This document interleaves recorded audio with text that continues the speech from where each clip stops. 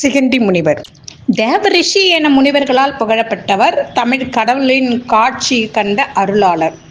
கதிர்காமத்து முருகனை தரிசிக்க சென்றபோது வழிமறித்த மத யானை என்பது வெற்றிலையை வீச அது வேலாக மாறி யானையை தாக்கி இவரை காத்தது. தேவரிஷி என்ற முனிவர்களால் புகழப்பட்டவர் சிகண்டி என்ற முனிவர். அவர் தமிழ் மீது ஆவல் கொண்டு தமிழ் கடவுளை வேண்டி திருவேங்கடமலையில் தங்கி தவம் செய்து வந்தார்.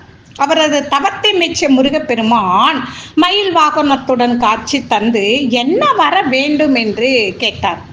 முனிவர் தான் தமிழில் பெரும் புலமை பெற வேண்டும் என்று வேண்டினார். அதற்கு இறைவன் பொதிகை மலையில் இருக்கும் அகத்தியனிடம் மாணவனாக சேருமாறு பணித்தார்.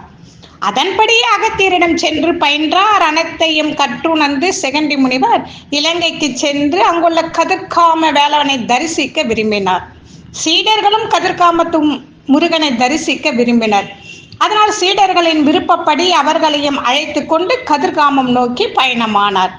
தலத்தை நெருங்கிய வேளையில் அங்கிருந்த வனத்தில் ஒரு யானை மதம் பிடித்து அவர்களை வழிமறித்து நின்றது.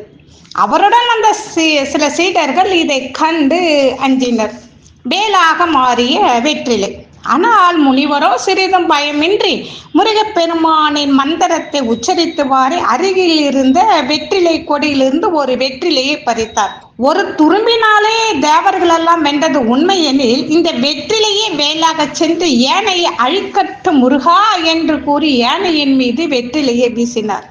வெற்றிலை வேலானது. வேல் வேகமாக சென்று யானையை கிழித்தது.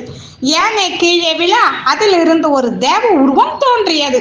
அந்த தேவன் முனிவரை வணங்கி, அடியேனின் பெயர் ஜராவகா. வியாழ பகவானின் சாபத்தால் இப்பிறவி அடைந்தேன். குகனடியார் வீசிய வெற்றிலையாலும் கதிர்காமத்து கடவுள் திருவருளாலும் என் சாபம் நீங்கி பழைய வடிவம் கிடைத்தது என்று கூறி வணங்கினான். முன்பு கேணியில் பூத்தவர் தாமரை மலர்களை வேலாக்கி நல்லைய கோடனுக்கு அருள் செய்தது போல இம்முனிவனுக்கு வெற்றிலையே வேலாக்கி காத்தருளினார் முருகப்பெருமான். இச்சம்பவத்தால் மகிழ்ந்த அனைவரும் தங்கள் விருப்பப்படி கதிர்காமத்து முருகனை வணங்கி வழிபட்டு மீண்டும் பொதிகைமலை சென்றனர். இம்முனிவரை பற்றி செய்தி சாமவேதம், சுப்பிரமணியர் பராக்கிரம, கதிர்காம மானியம், சீவக சிந்தாமணி, சிலப்பதிகாரம் போன்ற நூல்களில் குறிப்பிடப்பட்டுள்ளன. இம்முனிவரே அனாகுலன் என்னும் பாண்டிய மன்னனுக்கும் துலோத்தமைக்கும் பிறந்த சயந்த குமாரனுக்கும் இசை நுணுக்கங்களை கற்பித்தவர் ஆவார்.